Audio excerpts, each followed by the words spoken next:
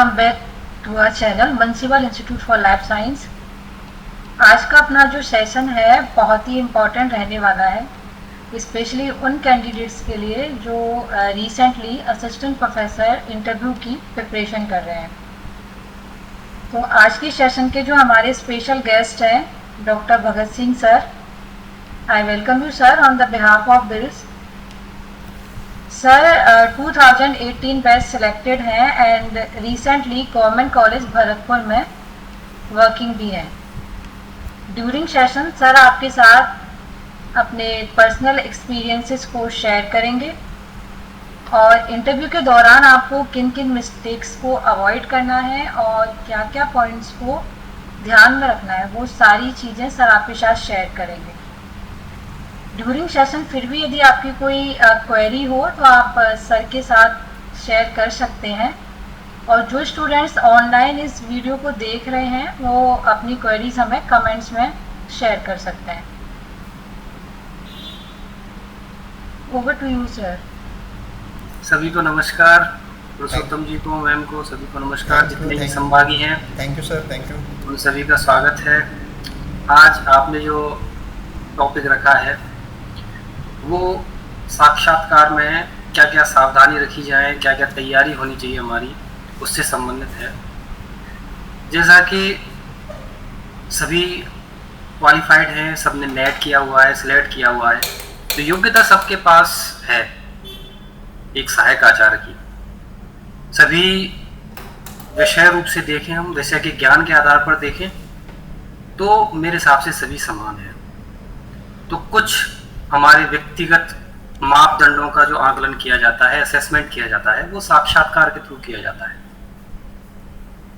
वर्तमान में जो आरपीएससी ने जो तरीके अपना रखे हैं, पैटर्न अपना रखे हैं इंटरव्यू के लिए, वो पहले की तुलना में बहुत अच्छे हैं। जैसा कि पहले पूरी जो सिलेक्शन प्रोसेस थी वो इंटरव्यू बेस्ड थी, लेकिन अब हमारे पास थ्योरेटिकली अगर हम स्ट्रॉन्ग हैं और हमारे मार्क्स अच्छे हैं तो हम इंटरव्यू में कॉन्फिडेंटली जा सकते हैं, और इंटरव्यू में थोड़ा बहुत कम भी रहता है तो हम वहाँ पे सेलेक्ट हो सकते हैं। सबसे पहले जब हम इंटरव्यू के लिए जाएं, वहाँ पे हमें ये पता होना चाहिए कि वहाँ पे क्या क्या पूर्व तैयारियों की आवश्यकता होती है।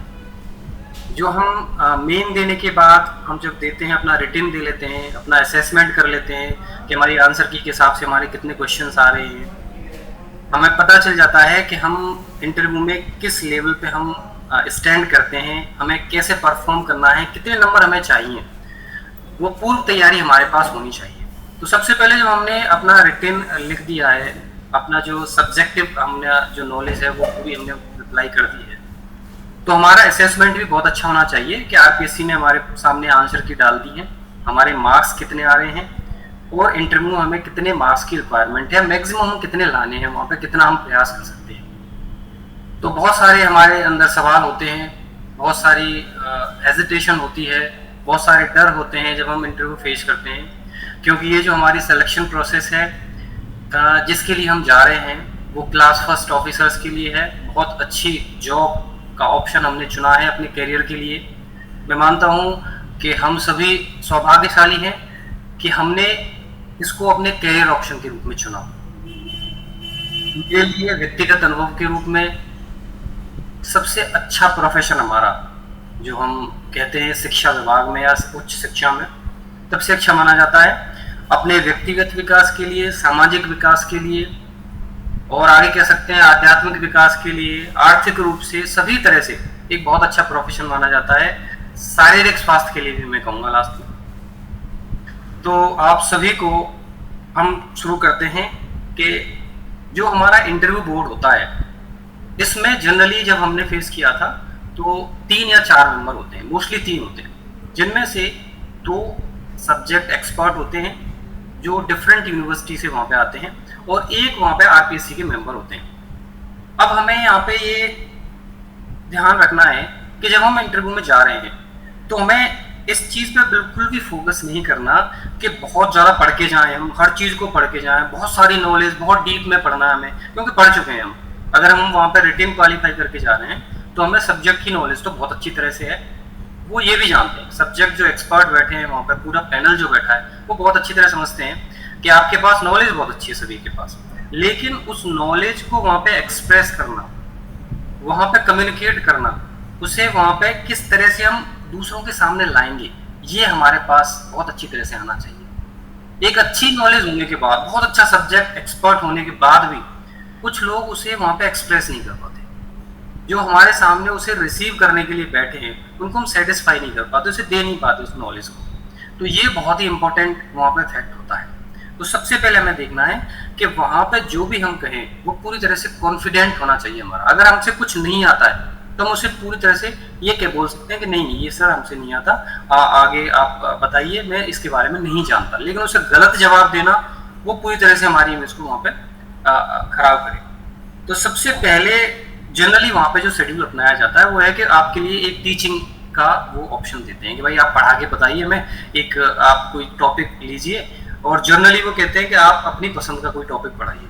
तो आप 2-3 ऐसे टॉपिक आप तैयार करके जाएं जिन पर आप ज़्यादा से ज़्यादा 2 से 5 मिनट वो देखेंगे आपको, क्योंकि हम एक प्रोफेसर के लिए अप्लाई कर रहे हैं तो हमारी टीचिंग जो एप्टीट्यूड है, एप्टीट्यूड दोनों को वहाँ पे वो एनालाइज करेंगे, वो देखेंगे कि आप किस तरह से वहाँ पे एक्सप्रेस कर पाते हैं। तो वो बहुत अच्छा होना चाहिए आपका। शुरुआत के 2 से 5 मिनट आपके बिल्कुल, ये हम सभी जानते हैं कि वहाँ पे हम जाते हैं तो हम नर्वस होते हैं, बहुत सारे डर होते हैं हमारे अंदर, वो भी स्वाभाविक है, लेकिन उसको कम से कम बाहर आने दिया जाए और वहाँ पे एक तरह से बहुत ही ईज फील करके हम उनके सामने उनको फेस करें। तो जो आपका सबसे पहला जो जनरली वो यूज करते हैं वो आपसे वहाँ पे वो टीचिंग करके दिखाएंगे कि आप कैसे पढ़ाएंगे क्लास को, वो बताइए, क्योंकि आपको बहुत बड़ी बच्चों की क्लास पढ़ानी होती है, उनको वहाँ पे फेस करना होता है, आप उनको कम्युनिकेट करना होता है, आप किस तरह से कर पाएंगे वो चीज़ आपको वहाँ पे देखनी है। तो सबसे पहले आप तैयारी करके जाएं, जो भी है 2 से 5 मिनट का, और उसमें केवल सब्जेक्ट की तैयारी। ये ऐसा नहीं है कि मैं बहुत अच्छा सब्जेक्ट डीपली पढ़ा रहा हूँ, वहाँ पे सारे एस्पेक्ट्स देखे जाएंगे कि आप कैसे कम्युनिकेट करते हो, बॉडी लैंग्वेज क्या है आपकी, ड्रेसिंग सेंस क्या है। बहुत ज़्यादा हाई फाई मैं नहीं कह रहा कि बहुत ज़्यादा एलिगेंट हो, बहुत ही ज़्यादा फोकस करें, लेकिन बहुत ही नॉर्मल फॉर्मल होना चाहिए वो चीज़, एक तरह से बहुत सादा वे में आप दिखें वहाँ पे। आपकी बॉडी लैंग्वेज बहुत अच्छी होनी चाहिए, आपका ड्रेसिंग सेंस बहुत अच्छा हो, उनके सामने जब खड़े हों तो वो भी बहुत कॉन्फिडेंट वे में होना चाहिए, और वो भी जो भी कोई सवाल पूछे वो भी बहुत अच्छा होना चाहिए। और दूसरा, आप जो भी वहाँ पे प्रेजेंट करने जा रहे हो उसमें से वो कहीं से भी बहुत अच्छे डीप नॉलेज के साथ में वो क्वेश्चन पूछेंगे, जरूर आपसे बात करेंगे इस बारे में। दूसरा, जो वहाँ पे जो आरपीएससी के मेंबर होंगे, वो आरपीएससी के मेंबर आपसे, आपके क्षेत्र से संबंधित, पॉलिटिकली कोई भी वहाँ पर, आप ज्योग्राफिकली कोई स्पेसिफिक आपके कोई इवेंट्स हों ऐसे, उनसे रिलेटेड आपसे जरूर पूछेंगे वो। तो आप जिस क्षेत्र से आते हो, जिस जिले से आते हो, उसके बारे में जो पॉलिटिकल फिगर हैं उनके बारे में आपको बहुत अच्छी नॉलेज होनी चाहिए, उसकी ज्योग्राफी की, उसमें कोई ऐसी कह सकते हैं जो विख्यात प्रख्यात ऐसी कोई जगह हों उनके बारे में भी आपको बहुत अच्छा पता होना चाहिए, वो जरूर आपसे बात करेंगे इस बारे में। और हो सकता है कि जो वहाँ पे जो आरपीएससी के मेंबर होते हैं वो सब्जेक्ट के बारे में आपसे नहीं पूछेंगे, और वो जनरल नॉलेज के बारे में आपसे कुछ क्वेश्चन करेंगे, और नहीं भी आपसे आते हैं तो उसमें कोई भी घबराने की बात नहीं। 2 एक्सपर्ट होंगे, वो आपसे सब्जेक्ट के, आपसे पूरा जो भी आप उससे बात करेंगे, और वो डीप नहीं होगा, वो हर चीज को टच करते हुए होगा, बहुत ही बेसिक चीज है। जैसे आप जूलॉजिकल, मैं बात कर रहा हूँ आपसे कि आप प्राणी शास्त्र विभाग में आप जा रहे हैं तो जूलॉजिकल नेम ही पूछ लिया आपसे बेसिक, भाई आप 5 जूलॉजिकल नेम बताइए एनिमल्स के, बर्ड्स के, तो बहुत छोटी छोटी चीज़ों को हम स्किप कर जाते हैं, तो वो भी हमें पता होना चाहिए। आपके क्षेत्र में पाए जाने वाले मैमल्स के जूलॉजिकल नेम बताइए, बर्ड्स के जूलॉजिकल नेम बताइए, उसमें कोई ऐसा कोई साइंटिफिक इंस्टीट्यूट है जो इस क्षेत्र में काम करता हो उसके बारे में बताइए।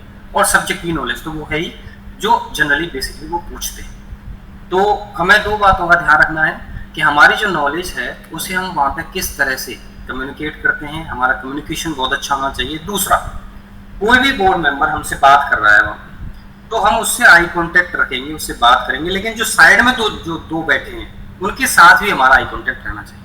केवल ऐसा नहीं हो केवल एक से ही बात करे जा रहे हैं, हम एक से ही आंसर देते टाइम हम एक से ही बात कर रहे हैं और दोनों के साथ हमारा आई कांटेक्ट नहीं है। तो इस तरह से पूरी कॉन्फिडेंटली हम एक दूसरे से तीनों से हमारा आई कांटेक्ट होना चाहिए।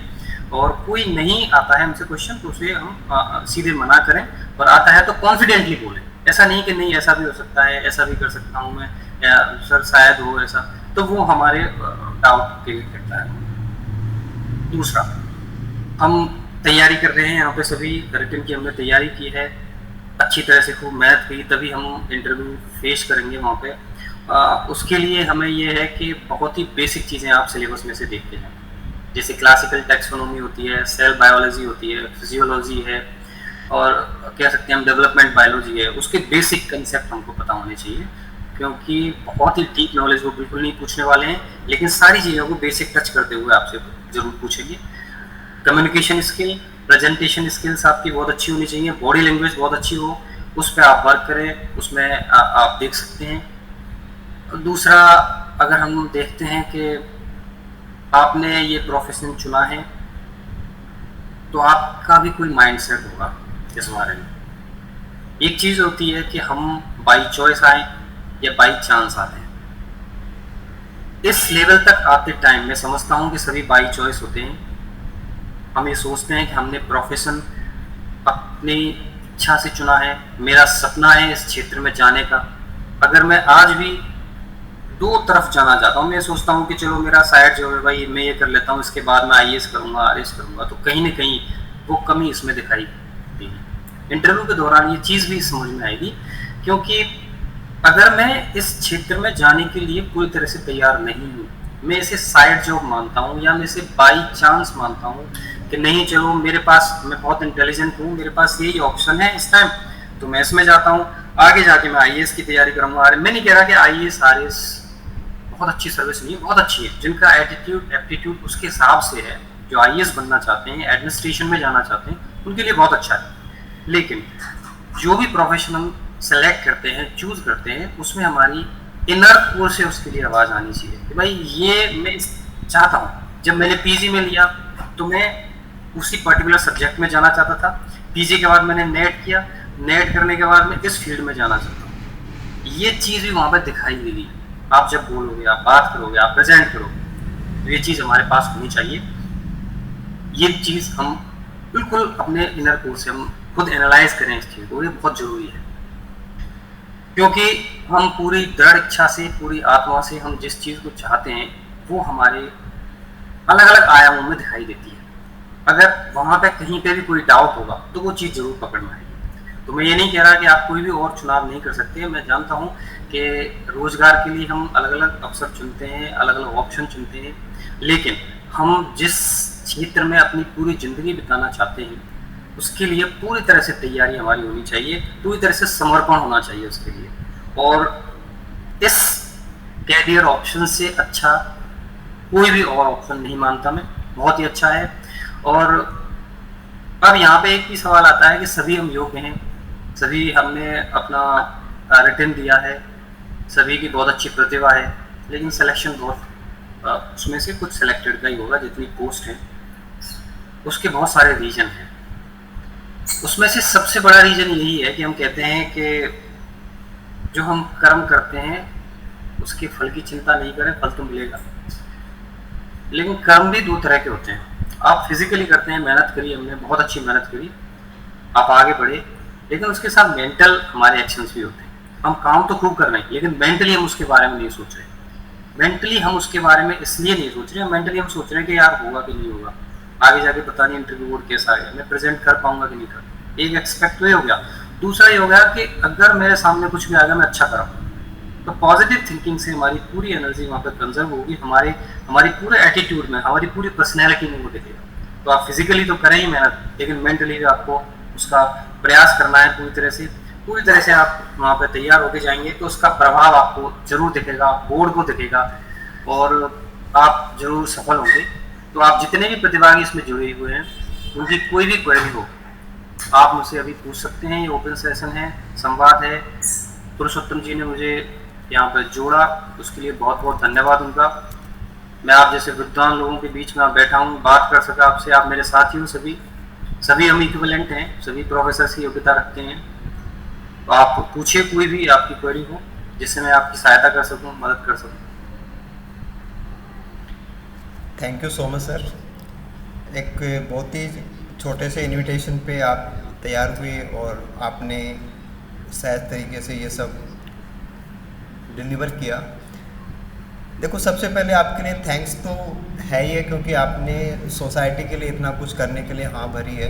क्योंकि हम ये वापस बैक टू सोसाइटी जो कर सकते हैं उसमें हम चाहते हैं कि हमारे लाइजन में जो भी हैं, क्योंकि बहुत सारे लोगों का ये रहता है कि हम क्या करें क्या नहीं करें, हम कहाँ से पूछें, यूट्यूब के ऊपर भी कहाँ बिलीव करें कि कौन सही बोल रहा है कौन गलत बोल रहा है। तो काफ़ी स्टूडेंट्स की ऐसी थी, तो हमने सोचा कि चलो जॉइंटली कुछ करते हैं। बहुत सारे डाउट होते हैं बच्चों के, स्टूडेंट के। हाँ, बहुत सारे हमने भी तैयारी करी थी, हमें भी बहुत सारे ऐसे थे डाउट, बहुत सारी परेशानियों का सामना करना पड़ा। कोई एक्सपर्ट मिल जाए हाँ। जिसने वो फेस किया हो, वो गाइडेंस दे सके, होता ही नहीं, अभी काफ़ी स्टूडेंट्स ये भी बोल रहे हैं कि सर हमारा ऐसा कुछ हो सके तो आप मॉक जैसा कुछ करवा लेना लास्ट मोमेंट पे। तो वो अच्छा है, आप करवाएं तो बहुत अच्छा है। जैसे अपन एक कोई लोकेशन डिसाइड करके और हाँ। जो भी हम ग्रुप में हैं अपन चाहेंगे कि ऐसा कुछ भी करें। नहीं, बहुत अच्छा रहेगा वो उनके लिए।